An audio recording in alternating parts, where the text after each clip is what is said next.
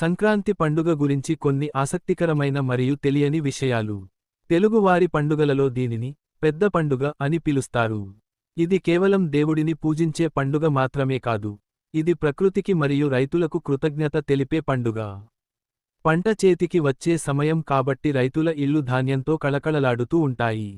చాలా హిందూ పండుగలు చంద్రమానం moons cycle ప్రకారం వస్తాయి. కానీ సంక్రాంతి మాత్రం సౌరమానం సన్స్ సైకిల్ ప్రకారం జరుపుకుంటారు. అందుకే ఇది దాదాపు ప్రతి సంవత్సరం జనవరి 14 లేదా 15న వస్తుంది. ఈ రోజున సూర్యుడు మకర రాశిలోకి ప్రవేశిస్తాడు. దీనితో శీతాకాలం తగ్గి ఎండలు నెమ్మదిగా మొదలవుతాయి. ఉత్తరాయణ పుణ్యకాలం ఆరంభం.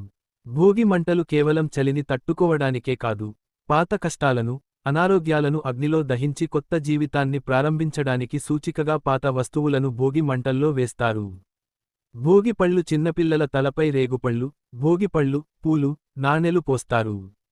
రేగుపళ్లకు ఉన్న ఆకర్షణ శక్తి వల్ల పిల్లలకు దిష్టి తగలదని మరియు ఆరోగ్యం బాగుంటుందని నమ్ముతారు.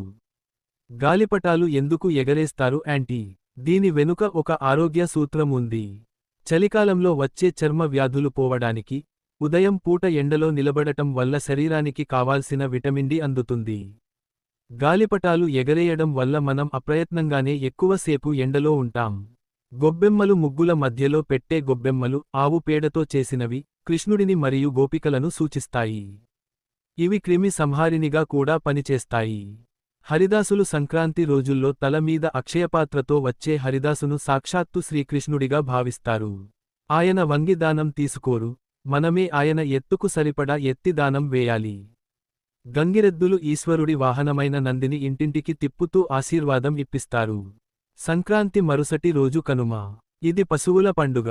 వ్యవసాయంలో సహాయపడిన ఎద్దులు, ఆవులను ఈ రోజు పూజించి వాటికి విశ్రాంతినిస్తారు.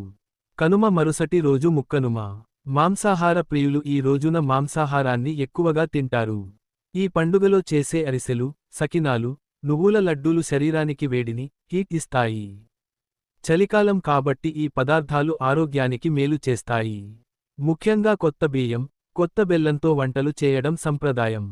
ఒక్క ముక్కలో చెప్పాలంటే సంక్రాంతి అంటే కేవలం పండుగ కాదు.